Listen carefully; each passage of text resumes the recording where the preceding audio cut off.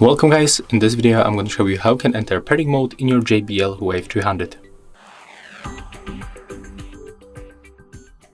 Okay, so first of all you have to put them back to your charging case.